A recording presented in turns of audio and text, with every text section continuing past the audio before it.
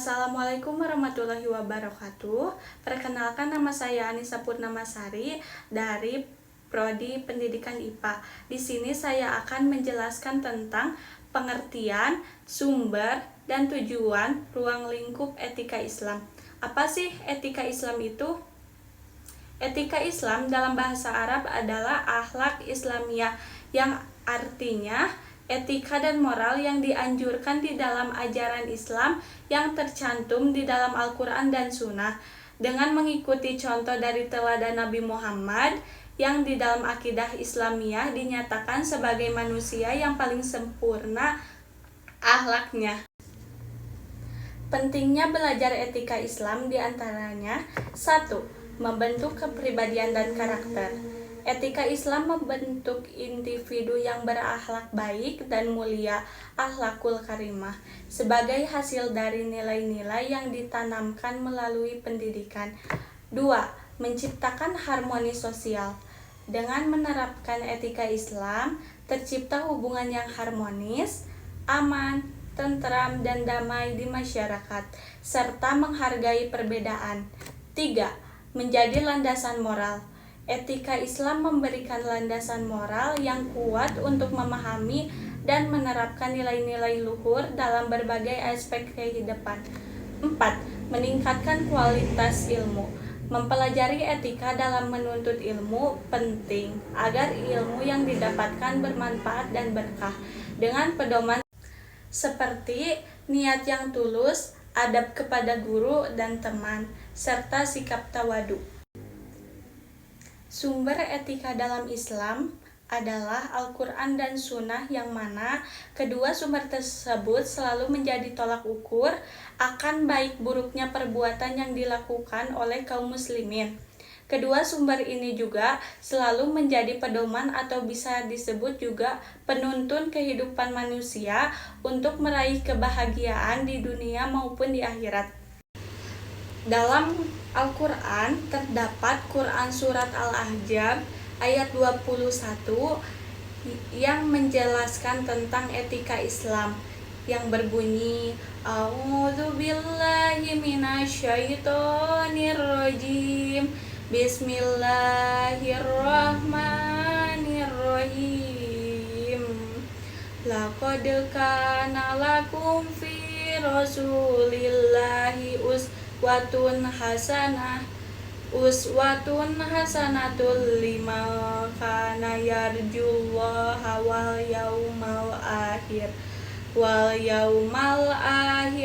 zakarallaha katsira, yang artinya, sungguh pada diri Rasulullah benar-benar ada suri teladan yang baik bagimu, yaitu bagi orang yang mengharap rahmat Allah dan kedatangan hari kiamat, serta yang banyak mengingat Allah. Hadis yang menjelaskan tentang etika Islam diantaranya hadis tentang etika dan akhlak. Hadis riwayat At-Tirmizi, yang artinya, sesungguhnya perkara yang lebih berat di timbangan amal bagi seorang mukmin adalah akhlak yang baik, dan Allah tidak menyukai orang yang berbicara keji dan kotor. Hadis riwayat At-Tirmizi.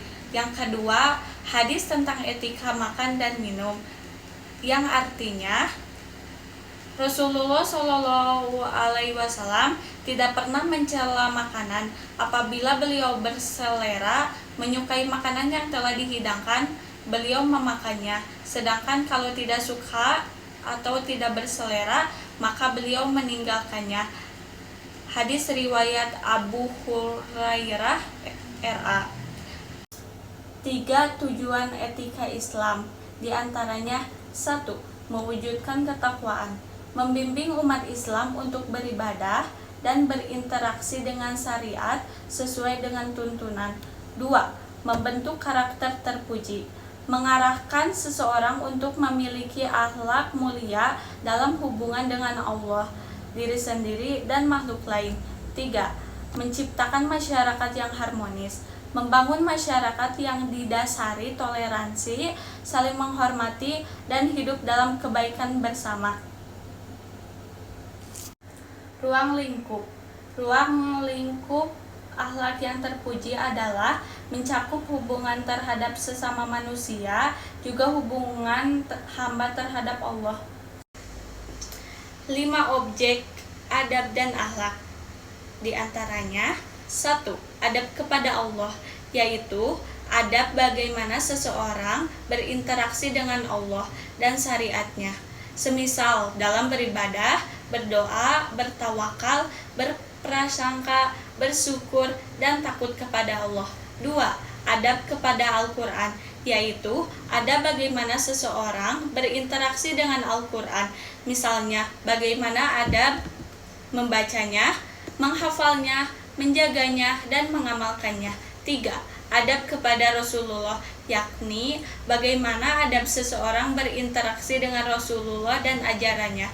Misalnya, bagaimana mencintai, mentaati, dan memuliakan dia. 4. Adab kepada diri sendiri. Misalnya, bagaimana seseorang menyucikan dirinya, baik secara zahir maupun batin. 5. Adab kepada makhluk Allah. Misalnya, kepada orang tua, guru, karib kerabat, tetangga, dan masyarakat secara umum, termasuk juga bagaimana berinteraksi dengan binatang dan tumbuhan. Adab dalam hubungan terhadap sesama makhluk mencakup menahan diri untuk tidak menyakiti, mencurahkan kemurahan hati dan dermawan jika kedudukan harta dan ilmu, menampakkan wajah yang ramah, ceria, dan berseri.